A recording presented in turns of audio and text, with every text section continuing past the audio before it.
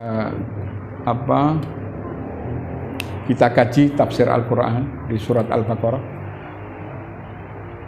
Ada yang perlu ditanyakan, Bapak Ibu, silahkan.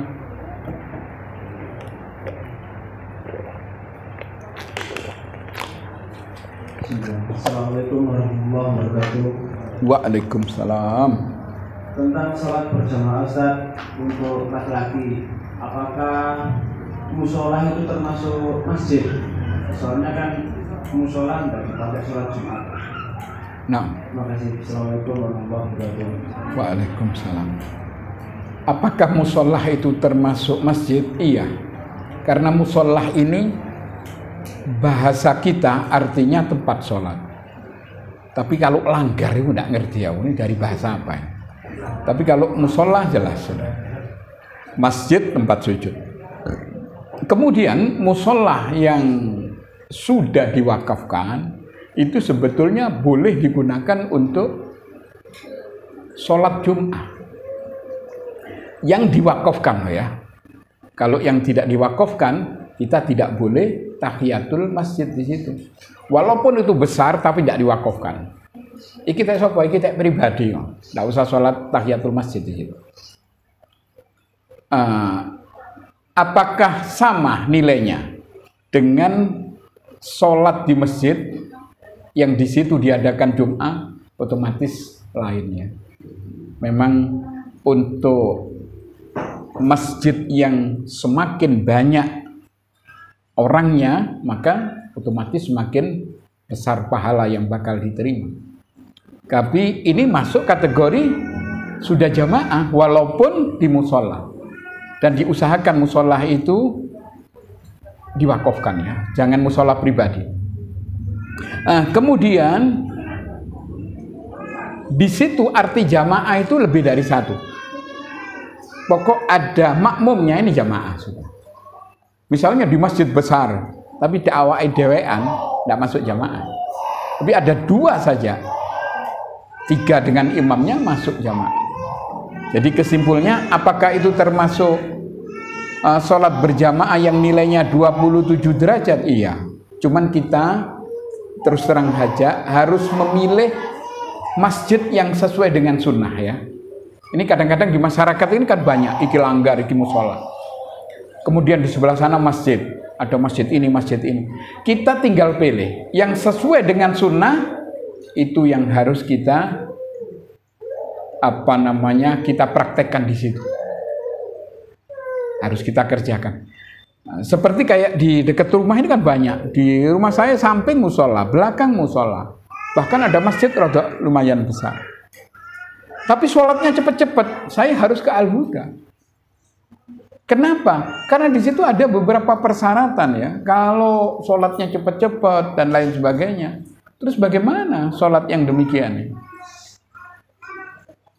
Padahal di situ Nabi menyatakan yutimma ruku'aha wa sujudaha wa qira'ata fiha.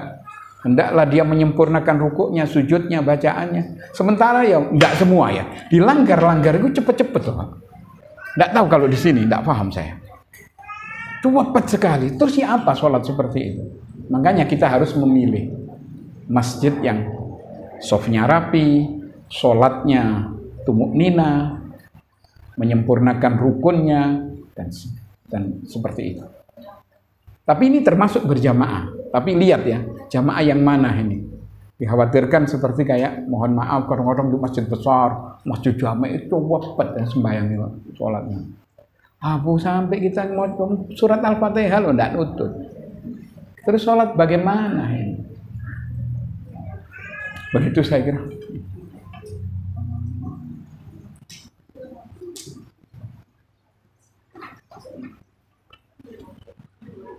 Ya. Assalamualaikum warahmatullahi wabarakatuh. Waalaikumsalam. Saya ingin tanya tentang ikhlas. Saya pernah membaca Ihya Ulumuddin. Itu diterangkan takful ikhlas. Terus ikhlasul abidi, ikhlasul arifin. Itu bagaimana itu? Terima kasih. Iya. Ihya Ulumuddin ini susunannya Imam Ghazali. Imam Ghazali ini ahli filsafat ya. Beliau di bidang hadis lemah sekali. Tapi ketika beliau ketemu dengan Imam Ibnu Taimiyah rahimahullah, beliau akhirnya sadar. Jadi di dalam kitab Ihya Ulumuddin ini perlu difahami sedikit ya. Tidak semua dan banyak hadis-hadis dhaif, hadis maudhu di situ. Kemudian diseleksi oleh para ulama. Kalau tidak salah kitab itu menjadi Minhajul Qasidin.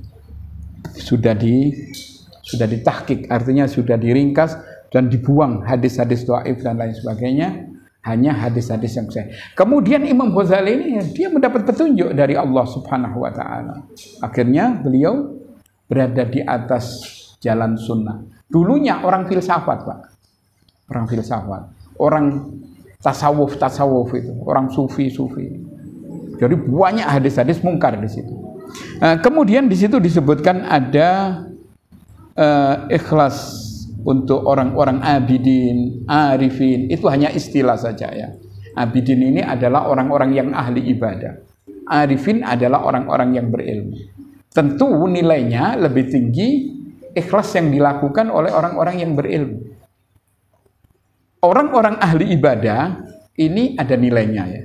Yang menurut kemampuan akal mereka. Tapi begitu orang arif, orang yang berilmu, itu pasti di atas kebenaran. Karena dia ada keilmuan. Contoh yang paling gampang, ketika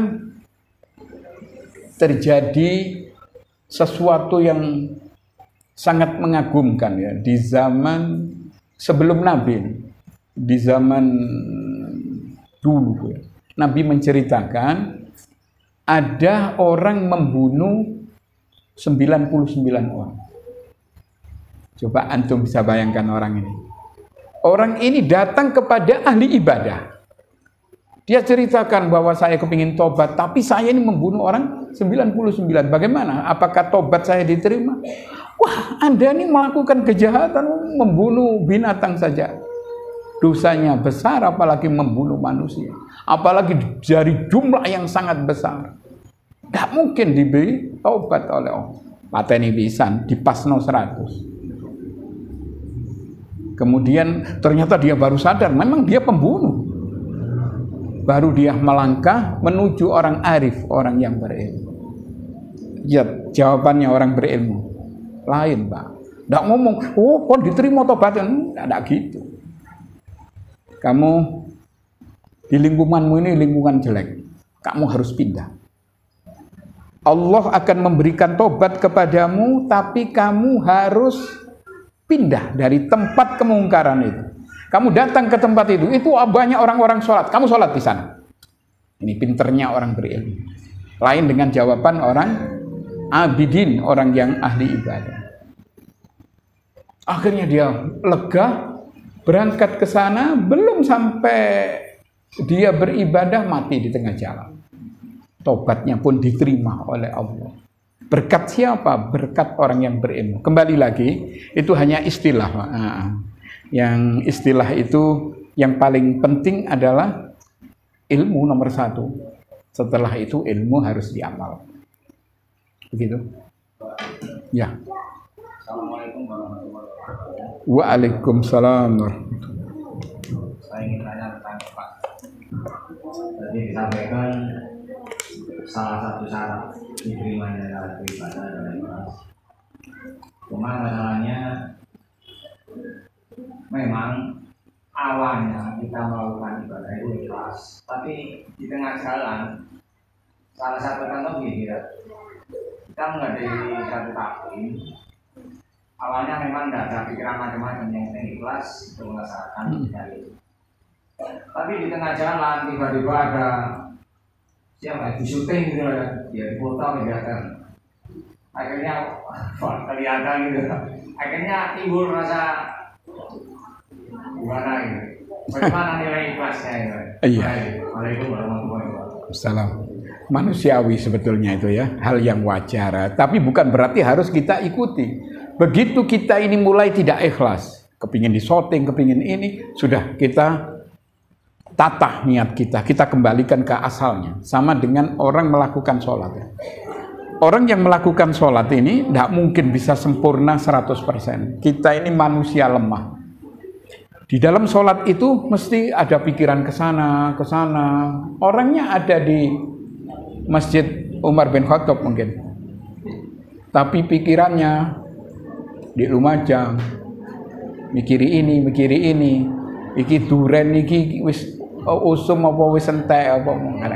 Seperti itu. Nah, kemudian caranya apa? Kita kembalikan kepada arti sholat. Sama dengan ini. Kita seret tiba-tiba ada bisikan supaya kita ingin dilihat orang misalnya apa. Kita kembalikan. Harus kita kikis habis. Kita kembali kepada lillahi ta'ala. Itu saya kira ndak masalah ya.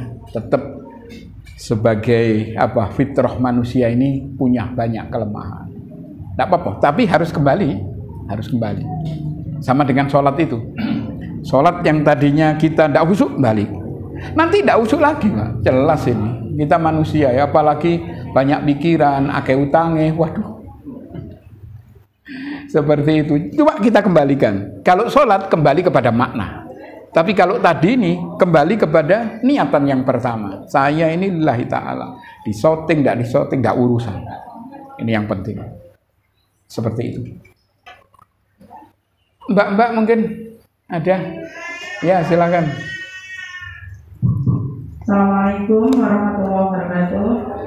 Mau tanya Ustaz, jika ada suami yang tidak mau sholat, batasnya sampai kapan kita menyuruh untuk sholat? Terus yang kedua, kalau kita jamaah di masjid, sholat qobliyah subuh misalnya, terus dapat 1 rakaat sudah iqamah, kita batalkan atau kita kebut? Waduh, kebut. Ya. Hadirin yang dirahmati oleh Allah, suami yang tidak mau sholat, suaminya ada di sini nggak? Nggak ada, nggak mungkin ya. Kalau orang ahli pengajian pasti orang yang perhatian kepada masalah yang penting, masalah sholat. Begini, kita sebagai seorang istri tetap untuk mengingatkan sampai kapan? Sampai kita mati. Dan kalau suami itu tetap tidak mau sholat, minta cerai.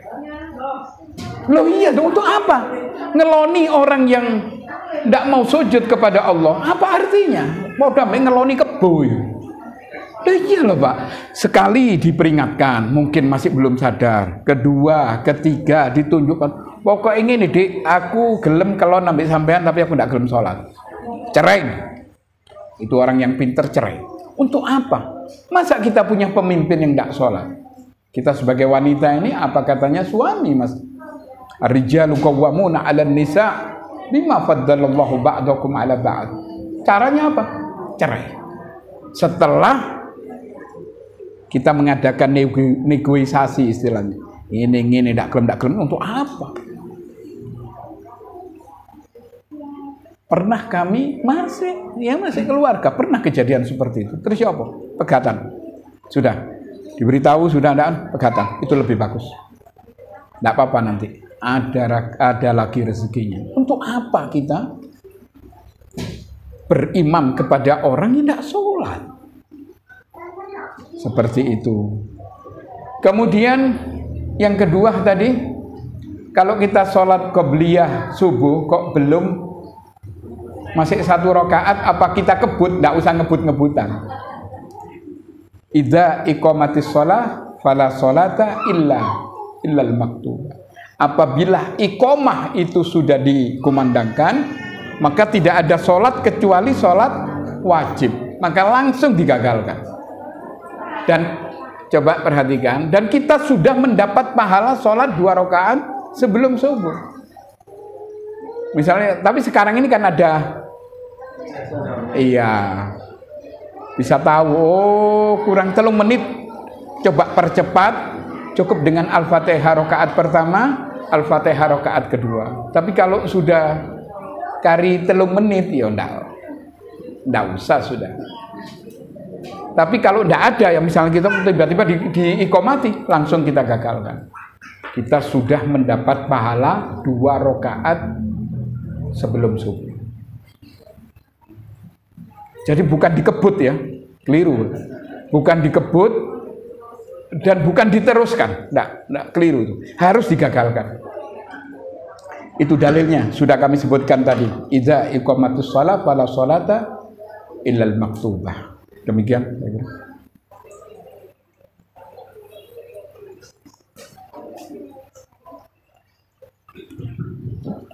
Assalamualaikum warahmatullahi wabarakatuh.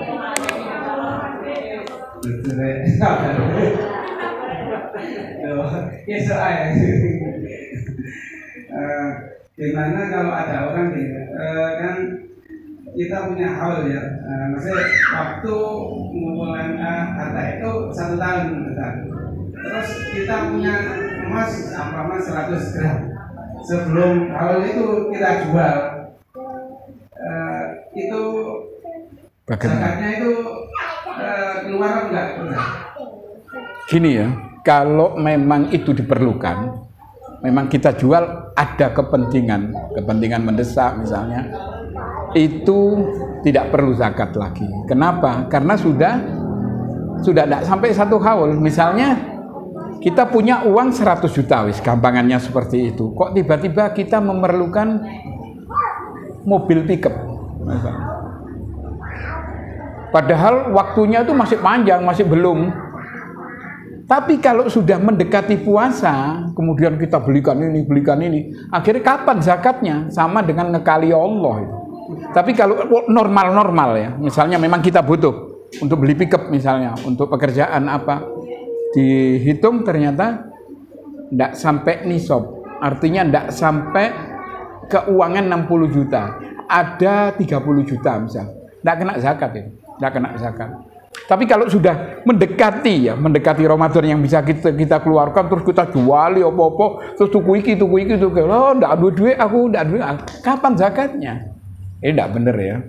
Jadi seperti itu. Bahkan tidak boleh kita kasarannya ngekali Allah. Tapi kalau memang ada kepentingan, kan Allah tahu ini ada kepentingan, tidak apa-apa. Berarti dia tidak zakat, tidak apa-apa. Seperti itu. Terus yang tadi kalau ada suami nggak mau sholat, kita yang perempuannya minta cerai. Iya. Itu apa enggak masuk yang dibenci Allah itu kan cerainya itu? Enggak, itu malah dicintai oleh Allah. Bayangkan diberitahu sekali, 2 kali, 3 kali, mungkin berkali-kali, tetap pokoknya aku tidak gelem sholat, tidak mau sholat misalnya. Loh, untuk apa kita kelon dengan orang seperti itu? Ya apa dambik ngeloni kebo loh orang tidak sholat itu. Nah, minta cerai tidak apa-apa. Minta cerai ini mungkin satu kewajiban ya. Kita nanti ganti yang lain tidak apa-apa, walaupun saya ingin turun ngono. Nanti ada rezeki lain. Yang penting Allah tahu iki opo sampai bojoku ndak sembahyang sampai seperti ini misalnya. Wis pokoknya aku ndak gelem sembahyang wis. Aku tetap ngekei nafkah nang sampean tapi aku ndak sholat. Terus siapa? Jadi coba ya perhatikan ibu-ibu ya. Hulu ini dalam Islam boleh. Hulu itu minta cerai. Dengan beberapa persyaratan. Ada alasan. Satu contoh misalnya si suami punya uang tapi tidak tahu ngekei nafkah. Sakat karep sampean pokoknya aku urip dhewe cuma aku geleme kumpul tok sampean misalnya. Wah ini tidak benar ini. Padahal di situ ar-rijalu qawwamuna 'alan nisa bima faddalallahu ba'dakum 'ala ba'd. Atau mungkin suami balik-balik ngeplaki terus. Ada loh suami-suami yang wareng sekali. Kalau sesekali mungkin masih bisa ditolerir. Tapi seminggu ping 3 ngeplaki terus si istri sudah tidak mampu, aduh aku timbang penjut kabeh ambek suami model seperti ini aku njaluk cerai. Boleh. Jadi ada asbab, ada alasan yang syar'i. Termasuk orang yang meninggalkan sholat untuk apa? Tapi setelah diberitahu ya, setelah dicoba dengan orang lain, mungkin dengan keluarga, ya apa iki bojoku kok ndak sembahyang. Misalnya, tetap saja rupanya ndak bisa diharapkan cerai. Bagus. Seperti itu. Enggak. bukan dibenci oleh Allah, dicintai oleh Allah. Bahkan lek terus-terusan ngono agak yo. Seperti itu. Cukup ya mungkin 1 jam. Nah, oke. Ini yang kan beda yang dari kemarin itu. Iya, ternyata 180 ternyata sekarang ini. Pokoknya apa adanya dari toko ini kami sampaikan 180 harganya. Kemudian ini sama sudah. Sama. Aslinya 180. Iya, ternyata kulaan lama. Ini enggak apa-apa sudah 160 apa. Yang ini. Biar enggak 180 memang aslinya itu. Ini saya kulaannya waktu itu 160. Ya 160 yang ini, enggak apa-apa. Enggak apa-apa yang ini. Yang itu seperti itu. Iya 180.